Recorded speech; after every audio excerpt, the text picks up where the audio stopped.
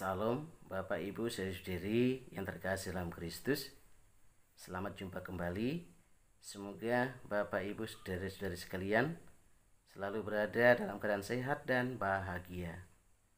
Tema renungan kita kali ini adalah Roh Kudus sebagai penolong kita. Bahan renungan diambil dari Injil Yohanes bab 14 ayat 23 sampai dengan 29. Pada minggu ini kita memasuki Minggu Paskah yang ke-6. Dalam sabda Injil kita mendengarkan Tuhan Yesus menyampaikan pesan kepada para muridnya bahwa para murid mengasihi Dia ketika para murid menuruti firman-Nya. Dan kemudian Yesus juga menyampaikan bahwa Bapa menjanjikan Roh Kudus untuk menyertai kehidupan para murid-Nya. Dan kemudian Yesus sendiri juga akan meninggalkan damai sejahtera bagi para murid-Nya. Bapak Ibu saudara-saudari yang terkasih dalam Kristus, pada minggu ini masih merupakan Minggu Paskah yang ke-6 dan Hari Raya Pentakosta, Hari Raya turunnya Roh Kudus atas para rasul, masih 2 minggu lagi.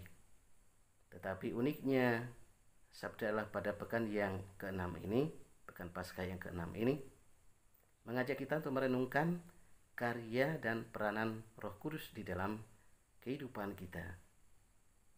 Bapak Ibu saudara-saudari yang terkasih dalam Kristus, dalam bacaan Injil, Roh Kudus disebut dengan Roh Penghibur. Dalam Yohanes bab 14 ayat 26, dalam bahasa Yunani, Roh Kudus disebut dengan istilah Parakletos. Para berarti dekat, kletos berarti diminta untuk menolong, mendampingi, membimbing, membela, menjadi penasihat. Jadi Roh Kudus dapat membimbing para rasul untuk mengambil keputusan penting di dalam kehidupan gereja perdana pada waktu itu.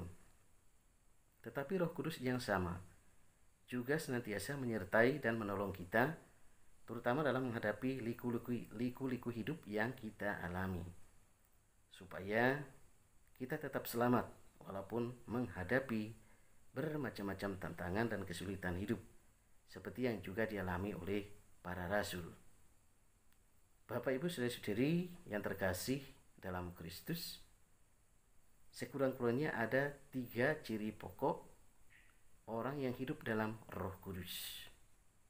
Ciri yang pertama adalah karena Roh Kudus itu menguduskan, maka orang yang hidup dalam Roh Kudus itu selalu memelihara dan mengupayakan kekudusan di dalam hidup mereka.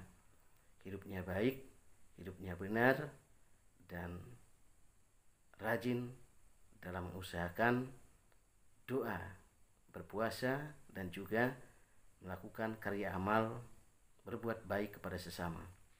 Dan orang-orang yang hidup dalam Roh Kudus juga adalah orang-orang yang selalu bertanggung jawab dalam menjalankan tugas dan karya mereka.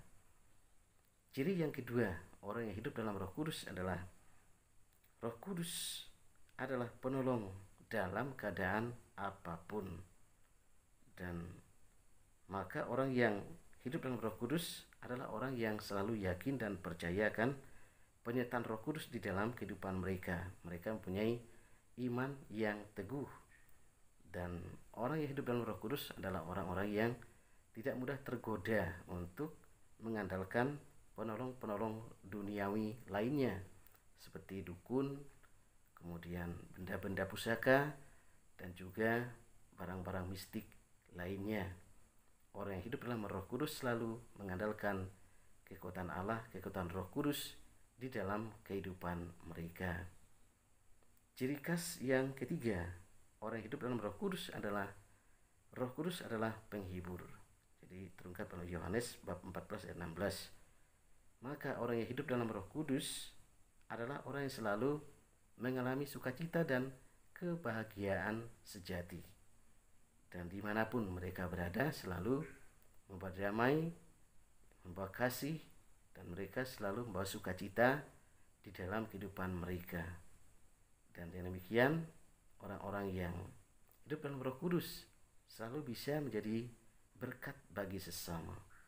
Semoga berkat sabda Allah pada hari ini, berkat Roh Kudus, kita diajak untuk membuka hati supaya Roh Kudus berkarya dalam diri kita, sehingga demikian maka dimanapun kita berada, kita juga akan selalu bisa menjadi berkat bagi sesama. Semoga demikian, Tuhan memberkati kita. Amin.